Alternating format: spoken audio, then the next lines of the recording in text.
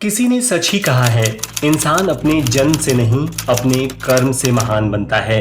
Ajmera fashion के founder and CEO Shri Ajay Ajmera भी उन लोगों में से एक हैं जिन्होंने बेहद साधारण परिवार में जन्म लिया, लेकिन अपनी मेहनत, लगन और सोच से असाधारण बन गए। आज अजय सर के जन्मदिन के अवसर पर टीम अजमेरा फैशन उनके और आप सभी दर्शकों के लिए ये सरप्राइज वीडियो लेकर हाजिर है, जिसके माध्यम से हम अजय सर के जीवन में और करीब से झांकेंगे और उनके सागर जैसे विशाल व्यक्तित्व में से मोतियों के समान उज्जवल कुछ ऐसी कहानियों को निकालकर आपके सामने रखेंगे जिसके बारे में शायद आपने पहले कभी नहीं सुना होगा।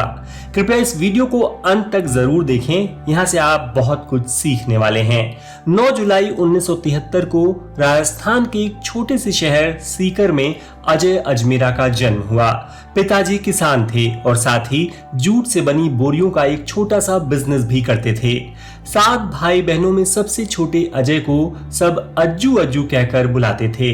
हम अजय सर के बचपन की 2 घटनाओं को आपसे जरूर साझा करना चाहेंगे। पहली, एक बार जब अज्जू को आइसक्रीम खाने का मन हुआ तो उसने पापा से सीधा पैसे मांगने की जगह बोरियां सिलने का काम मांगा। उसने कुछ बोरियां सिली, 40-50 पैसे कमाए और उन पैसों से आइसक्रीम खरीदी। दूसरी घटना कुछ इस प्रकार है। अजय को कॉपी पर सीधी रेखा खींचनी थी, पर उसके पास सही स्केल नहीं थी। तब उस नन्हे बालक ने कबाड़ में पड़े एक रेडियो के अंजर पंजर खोल डाले और उसमें से एक सीधी पट्टी निकालकर समस्या का समाधान कर दिया। इन दोनों वाक्यों से अजय सर के भीतर के स्वाभिमान और प्रॉब्लम सॉल्विंग एटीट्यूड की झलक मिलती है, जो आज उनके बिजनेस वेंचर्स में भी साफ नजर आती है।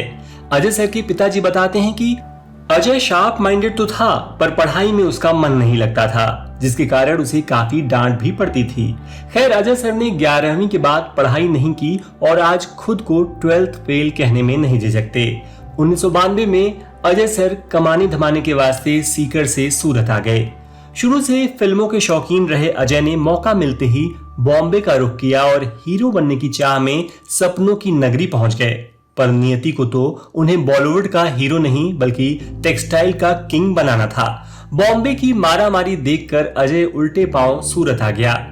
इसके बाद उन्होंने पहले ब्रोकर का काम किया और फिर एक कंपनी में सिर्फ 1200 रुपए पर मंथ की नौकरी करने लगे। अजय सर ने कभी भी नौकरी को नौकरी नहीं समझा। वे उस नौकरी को अपना खुद का काम समझकर करते रहे और एक ही कंपनी में लगभग 20 साल तक जॉब की। जब 2011 में उन्होंने नौकरी छोड़कर अजमेरा फैशन की शुरुआत करने की सोची तो उस वक्त वे 2 लाख रुपए पर मंथ कमा रहे थे। लेकिन 40 साल की उम्र में इतने बड़े पैकेज पे आकर भी अजय सर ने नौकरी क्यों छोड़ी और बिजनेस करने का रिस्क क्यों लिया? इसके पीछे बस एक कारण था, छोटे कपड़ा व्यापारियों की बिजनेस करने में मदद करना। दरअसल सूरत में सिर्फ होलसेलर्स और डीलर्स को ही माल देने की परंपरा रही है।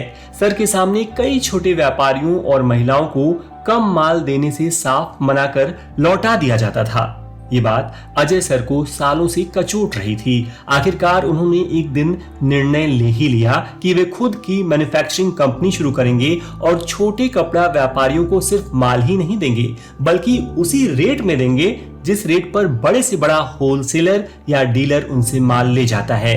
यह निर्णय अजय सर के जीवन का टर्निंग पॉइंट था।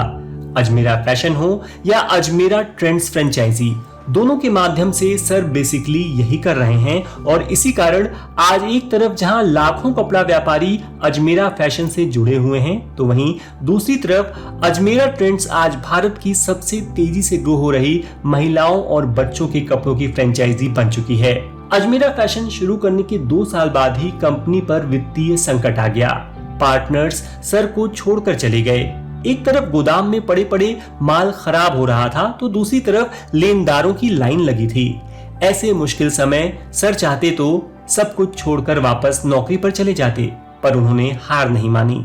घर, गाड़ी, पत्नी के जेवर सब कुछ गिरवी रख दिया और एड़ी चोटी का जोर लगाकर अजमेरा फैशन को जिंदा रखा।